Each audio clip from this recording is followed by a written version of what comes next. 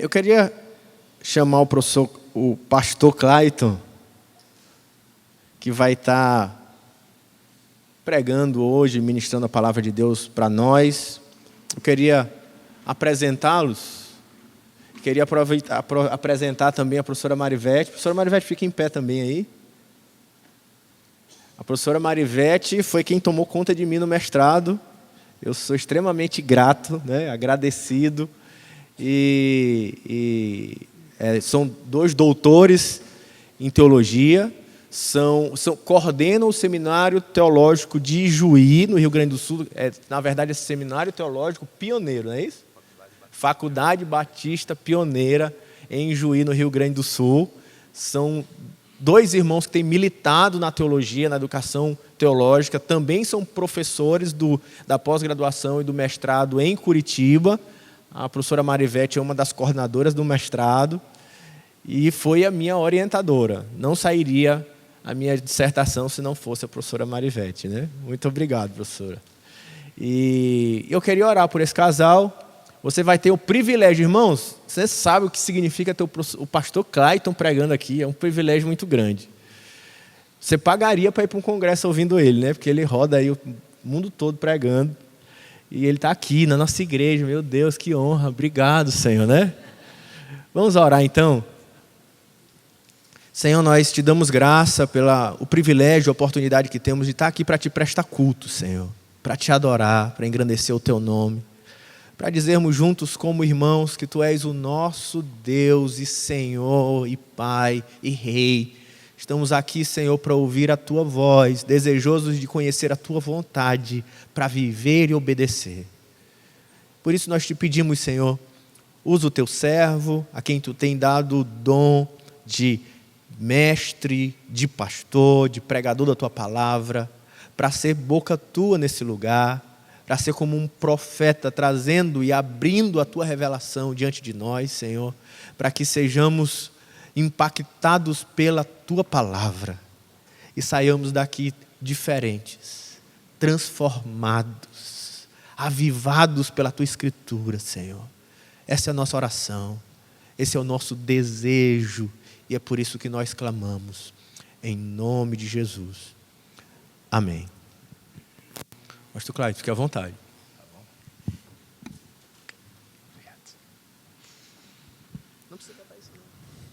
Bom dia, irmãos. Uma alegria muito grande poder estar com vocês nesse dia. Ouvindo o pastor Rafael, ia dizer menos, não é tudo isso. Nós somos apenas servos, irmãos de vocês e queremos servir a Deus, queremos ministrar e servir onde for possível servir. Agradeço a Rafael, pastor Afonso, todos os outros pastores da igreja pelo convite, pela confiança de permitirem nessa manhã estar com vocês e também trazer a mensagem.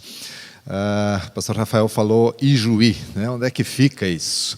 Isso fica na outra ponta do Brasil, né? Imagina quase caindo fora lá para o Uruguai já, estado do Rio Grande do Sul, não confundir com Chuí, que é outra cidade. A nossa Ijuí fica a 400 quilômetros do aeroporto lá de Porto Alegre, até onde a gente precisa ir para depois voar para qualquer outro lugar do mundo, né? Então, ali servimos no seminário, numa faculdade, também numa igreja e em vários ministérios juntos ali. Antes de ir para a mensagem, eu quero só fazer um merchan do pregador que vocês vão ter na próxima semana aí. O pastor Carlos Bezerra é alguém muito abençoado, fui orientador dele também no mestrado, e ele tem uma abordagem muito interessante sobre esse tema que vocês vão debater aqui, dízimos e ofertas. Uma abordagem bíblica bem prática e muito convincente. Então, venha, ouça ele, que com certeza você vai sair daqui muito abençoado também. Muito bem, pode colocar o PowerPoint para mim? E eu quero convidá-los já a abrirem as suas Bíblias no livro de Daniel. Nós tivemos a semana sobre profetismo bíblico e parábolas, né? E nós queremos então ver alguma coisa sobre um dos profetas. É um texto histórico dentro de um livro profético, mas nós queremos tirar aí algumas lições para as nossas vidas aí. O tema da mensagem é Fornalhas da Vida que me fazem crer em Deus. Eu não sei o que é que você está passando por esses dias, não conheço a vida de cada um de vocês, o que cada um está passando nesse tempo, mas não raras vezes nós passamos por lutas, por dificuldades, por momentos muito difíceis, e às vezes a gente fica se perguntando por que é que Deus permite algumas questões sobre a nossa vida. E eu queria abordar isso a partir do ponto de vista desse tema aqui, fornalhas da vida que me fazem crer em Deus. Cada situação da nossa vida, Deus permite que isso nos ajude a crer ainda mais em Deus.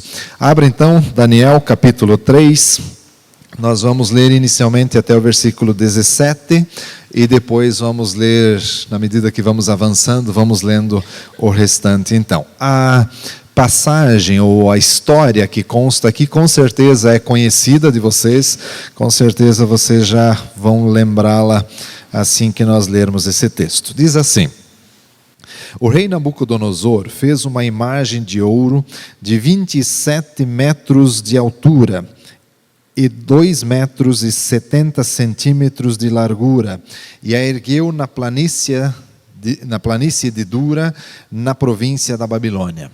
Depois convocou os sátrapas, os prefeitos, os governadores, os conselheiros, os tesoureiros, os juízes, os magistrados e todas as autoridades provinciais para assistirem à dedicação da imagem que mandara erguer. Assim, todos eles, sátrapas, prefeitos, governadores, conselheiros, tesoureiros, juízes, magistrados e todas as autoridades provinciais se reuniram para a dedicação da imagem que o rei Nabucodonosor mandara erguer e ficaram em pé diante dela. Então, o arauto proclamou em alta voz: esta é a ordem que lhes é dada, ó homens de todas as nações, povos e línguas.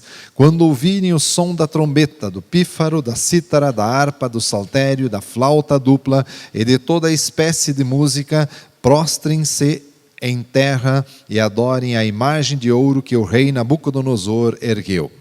Quem não se prostrar em terra e não adorá-la será imediatamente atirado numa fornalha em chamas.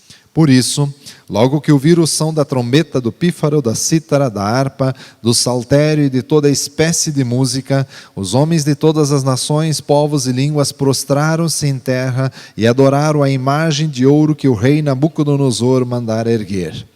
Nesse momento, alguns astrólogos se aproximaram e denunciaram os judeus, dizendo ao rei Nabucodonosor: ó rei, vive para sempre.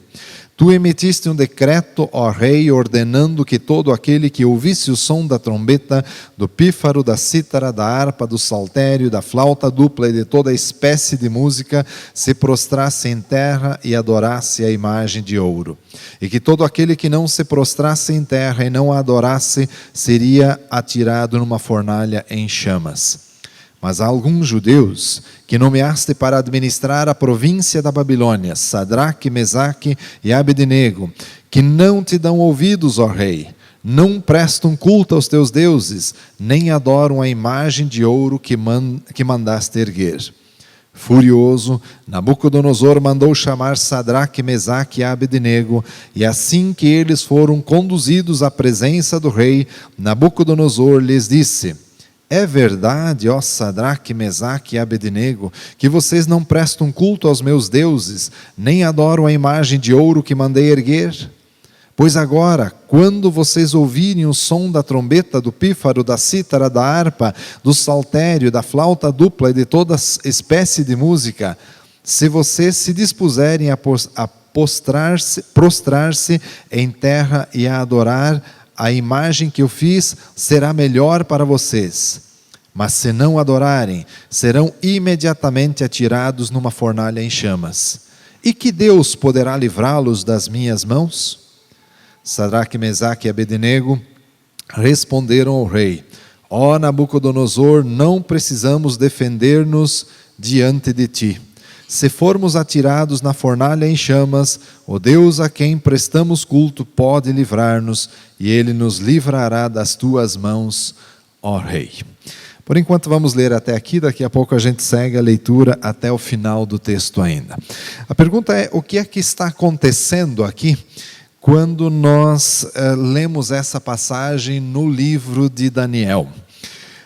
Quando pegamos um pouquinho de história de Israel, nós vamos lembrar que depois que o reino de Israel se dividiu entre o reino do norte e o reino do sul, o reino do norte já havia sido conquistado, invadido, destruído pela Síria, e depois de um tempo Deus permite que se levante um rei chamado Nabucodonosor, e ele vai conquistar praticamente o mundo todo daquela época, e vai chegar a vez de conquistar Israel também.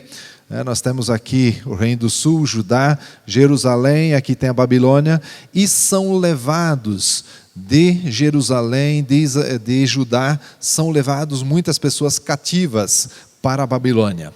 Entre esses cativos que são levados para a Babilônia, nós temos nesse texto, nós temos o profeta Daniel, que é levado como cativo, mas também mais 3 pessoas que estão mencionadas aqui nesse livro, ou nesse texto que nós lemos, que é o Sadraque, Mesaque e Abednego.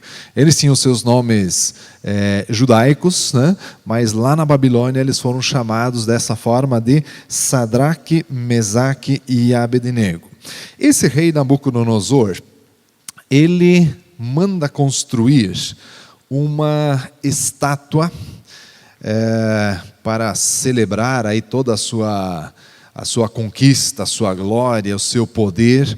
Ele manda construir uma estátua, e o texto diz logo no versículo 1, o rei Nabucodonosor fez uma imagem de ouro de 27 metros de altura e 2 metros e 70 centímetros de largura. Talvez na sua versão, não sei qual você tem ela ainda em côvados, né? 30 côvados de alto, ou 60, não lembro agora. 60, né? E 3 côvados de largo. Aqui nós já temos a medida na NVI, né? Isso é uma estátua considerável, né? Rafael, você que é engenheiro, um prédio de quanto? 10 andares mais ou menos, né? 27 metros de altura. Então é uma estátua considerável. E o mais interessante ainda é que essa estátua como é que diz o texto ali? Uma estátua de ouro. Aí a coisa fica mais interessante ainda, né? Uma estátua dessa altura já é de respeito, mas uma estátua dessa altura e sendo de ouro, aí a coisa fica bem interessante. Isso para mostrar toda a glória, todo o poder, tudo aquilo que o rei Nabucodonosor já havia conquistado e estava conquistando ainda. E o texto, não vamos repetir todo, mas o texto diz que foram reunidos então todos os líderes, os prefeitos, os governadores, toda a turma aí, e aí um arauto proclamou, né, a regra ou a norma que deveria ser obedecida por todas as pessoas. Seriam tocados certos instrumentos, e na medida em que esses instrumentos fossem sendo tocados, todas as pessoas deviam se prostrar diante daquela estátua construída, construída a mando do rei Nabucodonosor. E era muito simples a regra, né? Toca um instrumento, se prostra. Se não se prostrar, joga numa fornalha de fogo ardente. Eu acho que não tem dificuldade da gente entender ou não entender. Muito simples, né? Toca instrumento, se prostra, se não prostra, joga na fornalha. Muito simples a regra, né? Aí o texto vai nos dizendo que, e é até interessante que repete, eu acho que pelo menos umas 3 ou 4 vezes, né, o nome de toda aquela turma lá, né, os governadores, os sátrapas, os governadores, os prefeitos, os magistrados, né, e cita 3 ou 4 vezes também a lista de instrumentos que deveriam ser tocados e como as pessoas então se prostravam.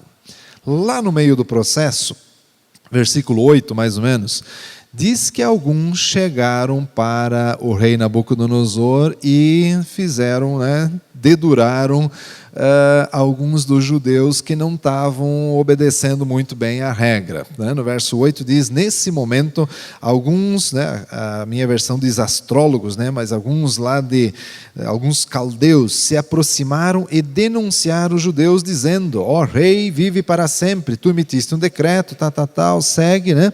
E aí vai dizer lá no 12, mas há alguns judeus que nomeaste para administrar a província da Babilônia, Sadraque, Mesaque e Abednego, que não te dão ouvidos, ó rei, não prestam culto aos teus deuses, nem adoram a imagem de ouro que mandaste erguer.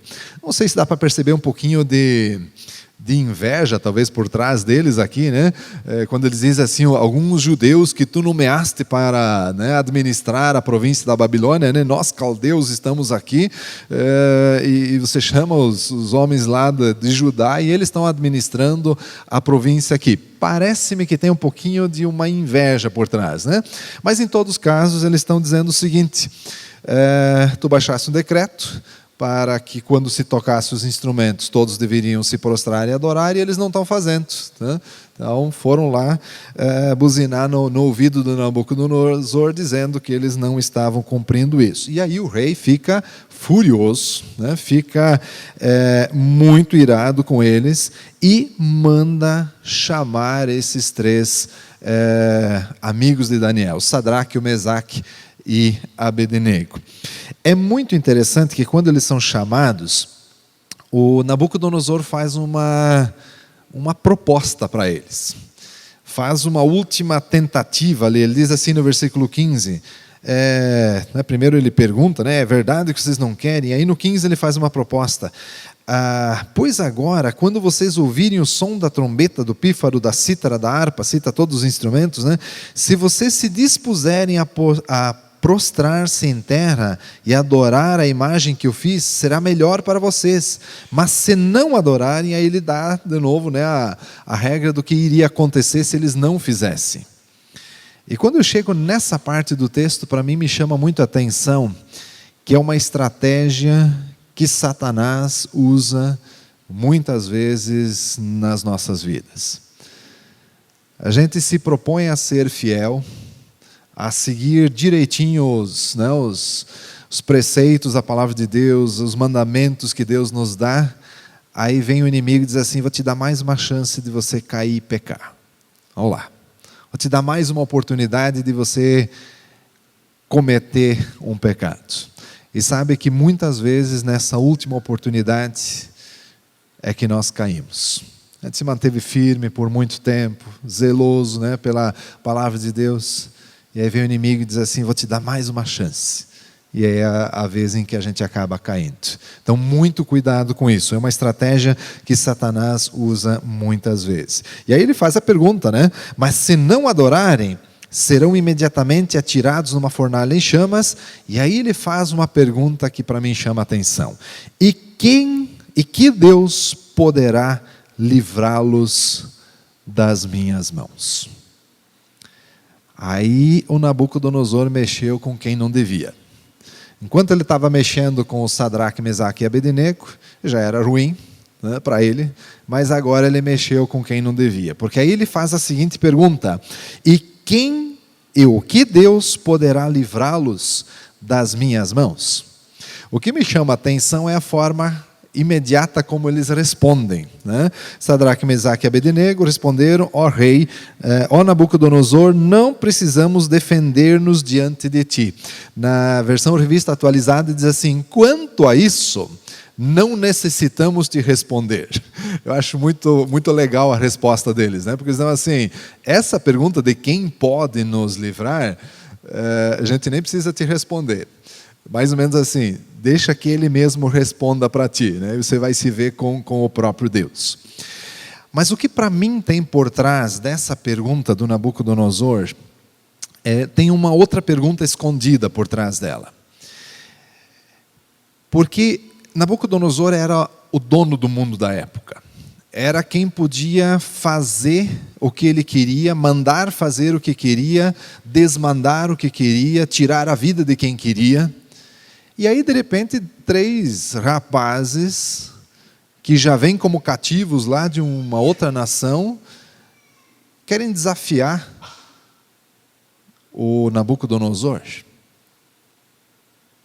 E ainda dizem, não, nós temos um Deus que, né, a gente tem um outro Deus, por isso a gente não adora aí a sua estátua. Para mim, o que está por trás dessa pergunta do Nabucodonosor, quando ele diz assim, e quem é o Deus que vos poderá livrar? Para mim, o que está por trás dessa pergunta é uma outra pergunta. E é mais ou menos a seguinte: por que é que vocês creem nesse Deus? O que é que faz com que vocês tenham confiança de que esse Deus possa fazer alguma coisa por vocês? E é sobre essa pergunta que eu gostaria de pensar um pouquinho com você nesta manhã também. Por que é que você crê em Deus? É legal no domingo ir na igreja, estar junto com os irmãos, ir para a célula, tão bom, estar junto. Não, a pergunta é, por que é que você crê em Deus? Ele me dá muitas coisas, Ele me deu um emprego, Ele me deu... Por que é que você crê em Deus? Essa é a pergunta. Eu gostaria de oferecer, a partir desse texto, algumas respostas que esses três jovens, Sadraque, Mesaque e Abednego, deram para Nabucodonosor, dizendo por que eles criam em Deus. A primeira resposta da pergunta, por que você crê em Deus, é a seguinte: eu creio em Deus porque Ele faz. Eu creio em Deus porque Ele faz. Olha o que diz o versículo 16, 17. Sadraque, Mesaque e Abednego responderam ao rei: ó Nabucodonosor, não precisamos defender-nos diante de ti. A outra tradução diz: quanto a isso não necessitamos te responder.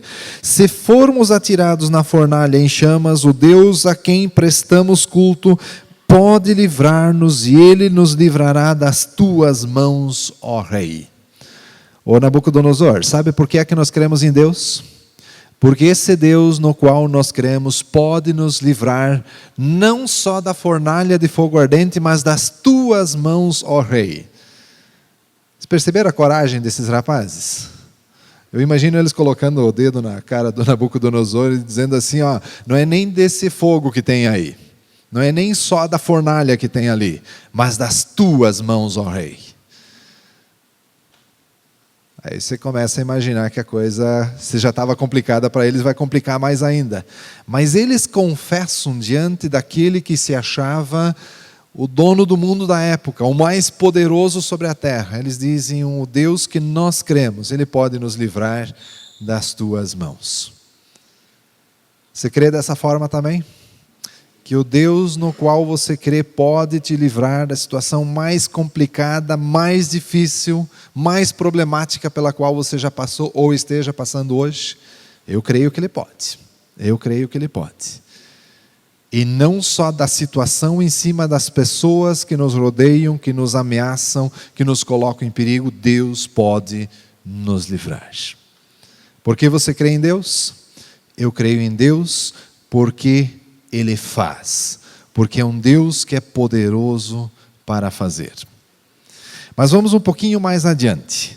E aí eu gostaria de oferecer uma segunda resposta. E a segunda resposta é a seguinte. Seu slide me ajudou, né? Eu creio em Deus porque Ele faz, primeira resposta. Mas a segunda resposta é, eu creio em Deus embora Ele não faça. Mas assim, para lá, mas aí a coisa complicou.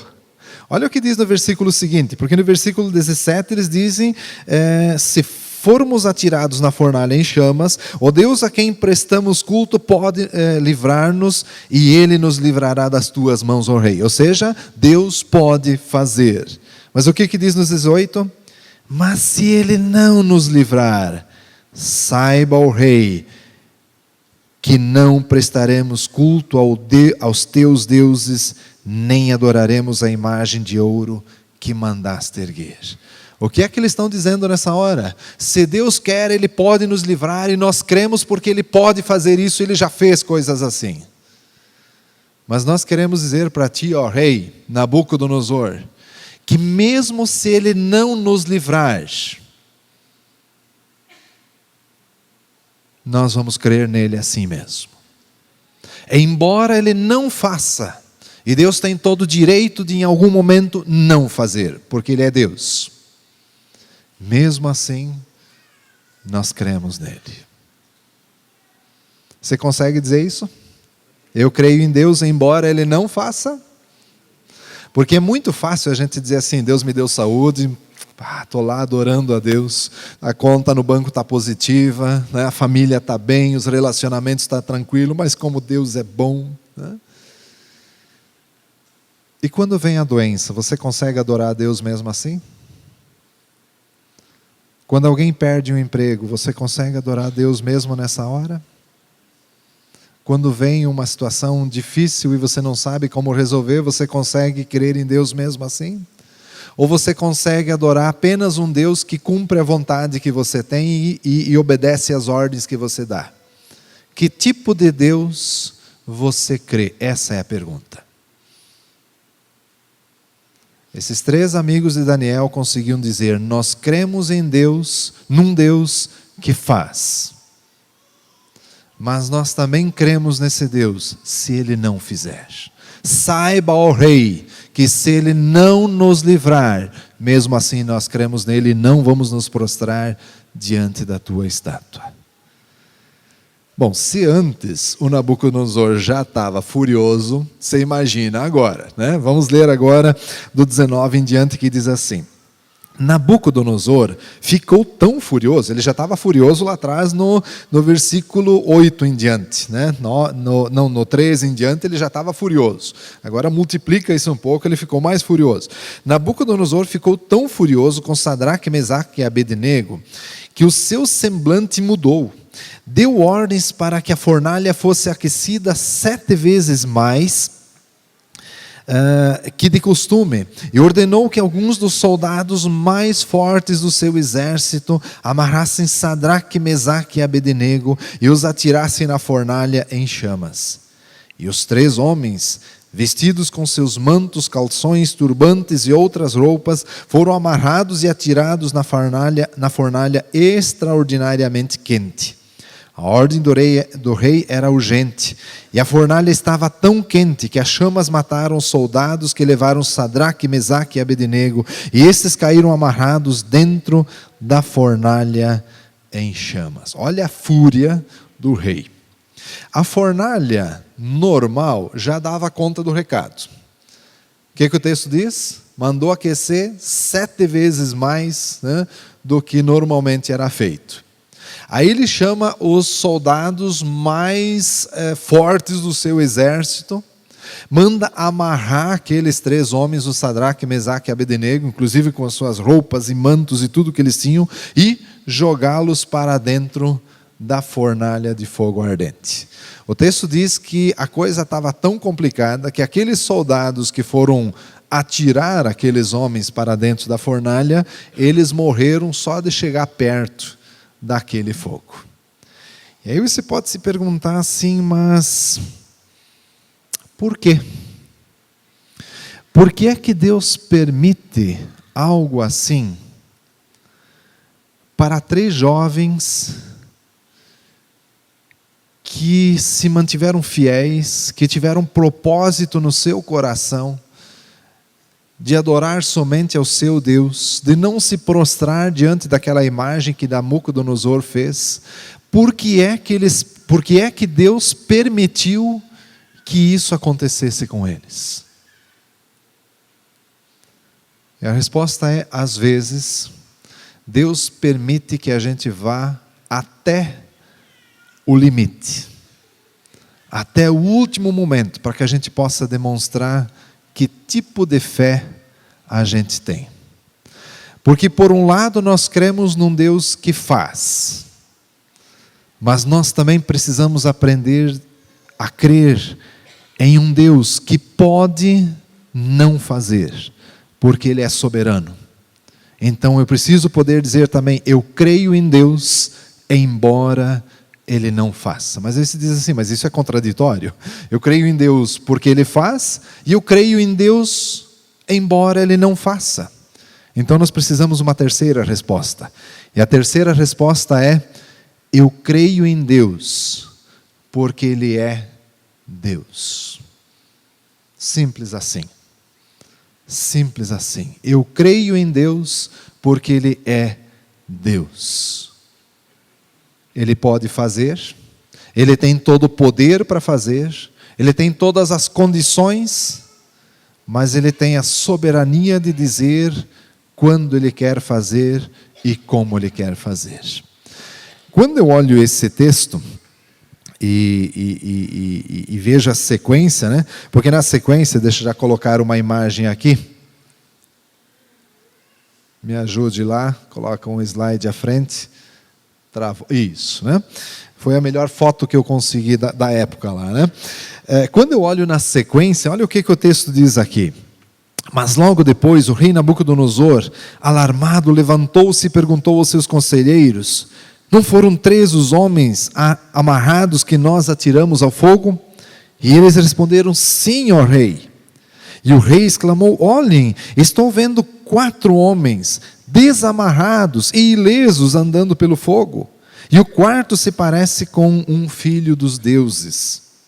Então Nabucodonosor aproximou-se da entrada da fornalha em chamas e gritou: Sadraque, Mesaque e Abednego, servos do Deus Altíssimo, saiam, venham aqui. E Sadraque, Mesaque e Abednego saíram do fogo. Os sátrapas, os prefeitos, os governadores e os conselheiros do rei se ajuntaram em torno deles e comprovaram que o fogo não tinha ferido o corpo deles, nem um só fio de cabelo tinha sido chamuscado e os seus mantos não estavam queimados e nem havia cheiro de fogo neles. Disse ainda Nabucodonosor: louvado seja o Deus de Sadraque, Mesaque e Abednego, que enviou o seu anjo e o livrou os seus servos. Eles confiaram nele, desafiaram a ordem do rei, preferindo abrir mão de sua vida a prestar culto e adorar a outro Deus que não fosse o seu próprio Deus.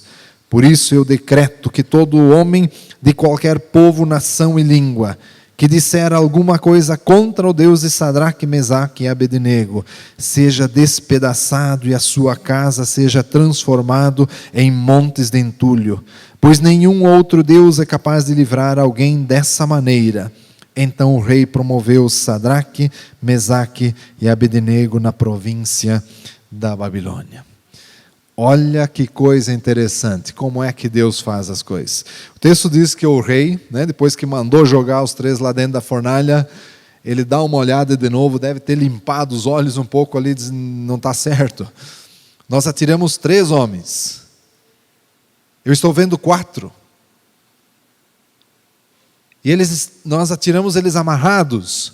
E eles estão desamarrados. E o que chama muita atenção é no versículo 25. O rei exclamou: olhem, estou vendo 4 homens desamarrados e ilesos andando pelo fogo. A revista atualizada diz: passeando no meio do fogo. Você consegue imaginar uma situação dessas? Era a sentença de morte deles. E agora eles estão passeando dentro do fogo. E o texto diz mais: eu vejo 4. E a própria percepção de Nabucodonosor e um deles parece como filho dos deuses. Parece como um filho dos deuses. Quando eu olho esse texto, eu fico imaginando o que é que Deus poderia ter feito para livrar Sadraque, Mesaque e Abednego. Ele poderia ter mandado uma chuva muito forte e alagado aquela fornalha de fogo lá e acabado com o fogo. Ele podia ter dado um ataque no coração fulminante naqueles soldados que estavam levando Sadraque, Mesaque e Abednego. Podia ter mandado um terremoto e ter feito aquela fornalha implodido para dentro. Ele podia ter feito qualquer coisa. Mas ele permite que aqueles 3 homens exerçam a sua fé até o último limite, até o último ponto. E aí, na sequência, adiante. Eu quero complementar a terceira resposta. Eu creio em Deus porque Ele faz. Eu creio em Deus embora Ele não faça, porque Ele pode não fazer. Eu creio em Deus porque Ele é Deus, porque Ele é Deus. E agora eu coloco uma vírgula e complemento. E faz como Ele quer. Ele faz como Ele quer. Ele podia ter feito de outra forma? Claro que podia. Ele é Deus. Mas Ele escolheu fazer dessa forma. Ele escolheu deixar aqueles 3 homens ir até o último ponto para mostrar e exercer a sua fé. E aí Ele fez do jeito que Ele quis. Ele livrou aqueles 3 homens da situação mais difícil, talvez, que eles passaram na sua vida. A pergunta que eu tenho para você é: o que é que você está passando nesse tempo? Qual é a fornalha da vida que você tem passado por esses dias? Qual é a luta? Qual é a dificuldade que Deus tem permitido vir na sua vida? Qual é a fornalha que Deus tem permitido na sua vida?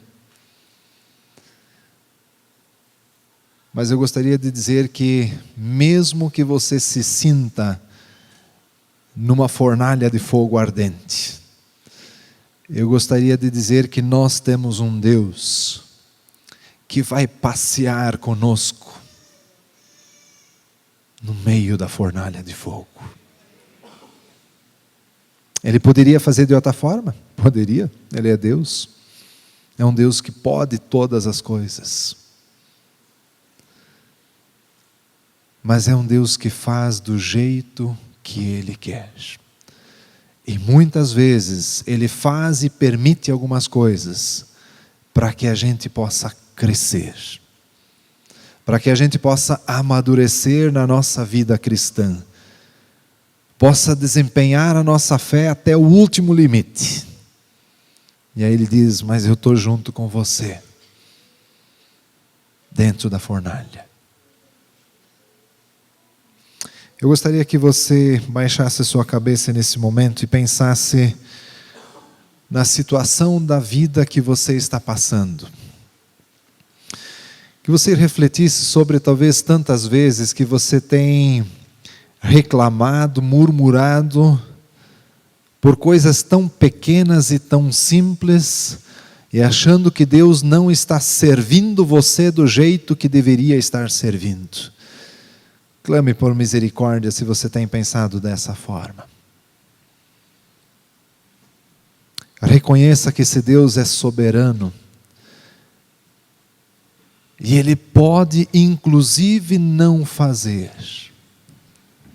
Quando nós olhamos nos textos bíblicos, nos personagens bíblicos, quando nós lemos, por exemplo, o capítulo 11 de Hebreus, onde mostra que tantos personagens foram livrados de tantas coisas, mas no final do capítulo diz que muitos outros não foram. Mas mesmo assim não deixaram de crer. Quando nós lemos sobre Paulo, que tinha um espinho na carne, Deus diz para ele: a minha graça te basta. Sim, Deus pode não fazer, porque Ele é Deus. Mas nós cremos nesse Deus, simplesmente porque Ele é Deus e faz como Ele quer.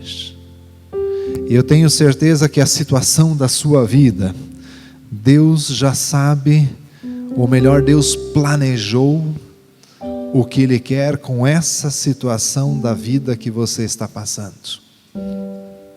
Ele tem um propósito para cada uma delas. Ele quer te ensinar alguma coisa. Ele quer ajudar você a crescer nessa situação que você está passando. Então, ao invés de dizer: Senhor, por que isso está acontecendo? Pergunte: o que tu queres me ensinar com isso, Senhor? Onde eu preciso crescer ainda? Em que eu preciso aprender ainda mais? Ajuda-me a ter fé, a crer em Ti. Senhor Deus, nós te louvamos, te agradecemos, porque Tu és um Deus grande, soberano, maior do que Nabucodonosor, do que qualquer situação que tenhamos ao nosso redor. Nós cremos nisso, Senhor. Nós cremos que Tu és um Deus que faz, um Deus que tem todo o poder, um Deus onipotente, onisciente e onipresente.